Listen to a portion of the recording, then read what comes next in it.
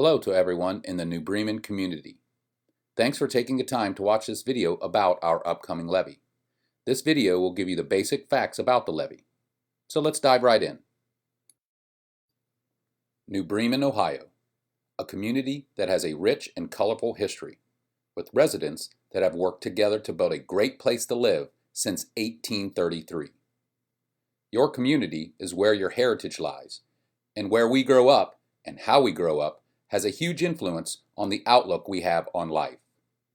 Many of our own ancestors worked hard to build our community to where it is today, with a commitment and dedication to make New Bremen a great place to live and raise families.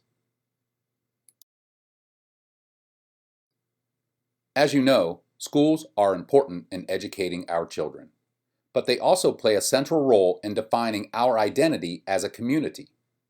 Our community and schools are, in many ways, one and the same. A strong school system is necessary to support great families and attract new talent, and we, the residents of New Bremen, are responsible for growing our community.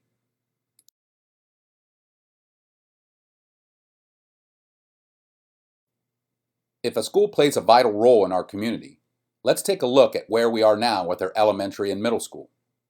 The original section of this building was constructed in 1929, some 88 years ago. The elementary section was added in 1956.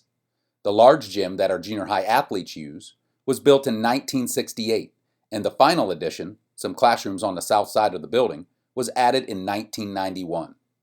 As you can imagine, this building requires extensive remodeling or replacement, and based on every study that was done, our best option is to build a brand new school adjacent to and connected to our current high school. When this project is complete, New Bremen will have a strong foundation to grow for many years to come. So what is it that we're doing? Here's the plan. On May 2nd, New Bremen residents are being asked to vote yes on a levy that will result in the construction of a new K-8 building connected to our high school. The long-term plan of the school system is to consolidate to one site, and this project completes that plan by putting all K-12 student services in one location. There are several advantages to a district our size moving to one site, with the most important being to reduce costs through shared services and flexibility in scheduling. In addition, with one campus, students will have a brand new state-of-the-art 21st century learning environment with more modern classrooms and technology that will allow students to learn in a flexible environment.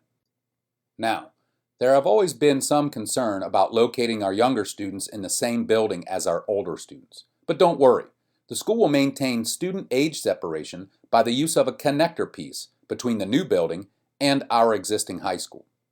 However, this still allows students to access the James F. Dickey Auditorium, the CBC, and our track. There will also be fewer entrances than we have now, which will increase safety and security, and create a better traffic flow pattern for student drop-off and pickup. Finally, the entire school will be accessible for students and family members with mobility impairments, and the new building will be asbestos and lead paint free and will provide healthier air and better water quality.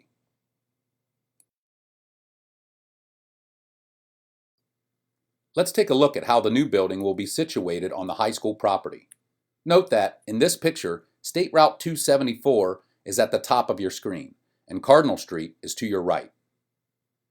The new K-8 building is in yellow and to the southeast of our current high school, which is shown in white in this image.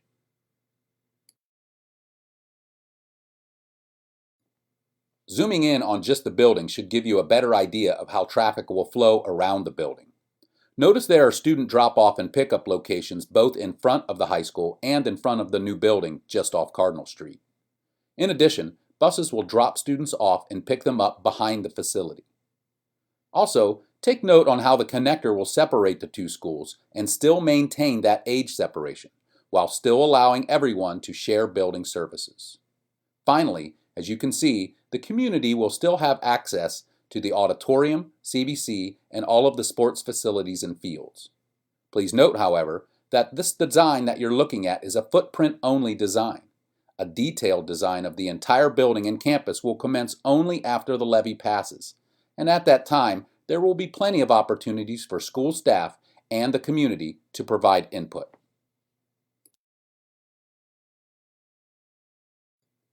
So how much will this cost us as taxpayers?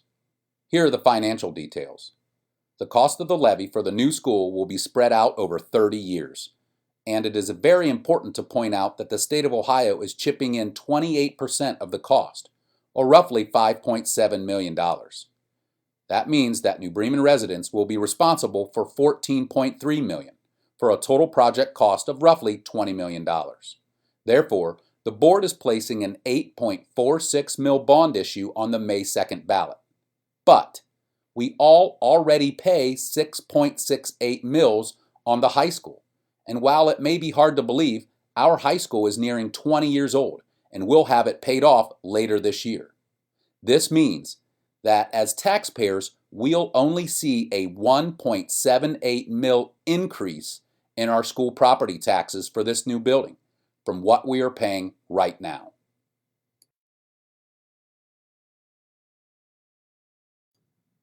So what does this look like in dollars? If you own a home valued at $100,000, your additional tax increase is only $92 per year. That's it. There is only a $92 per year increase for every $100,000 of appraised property value.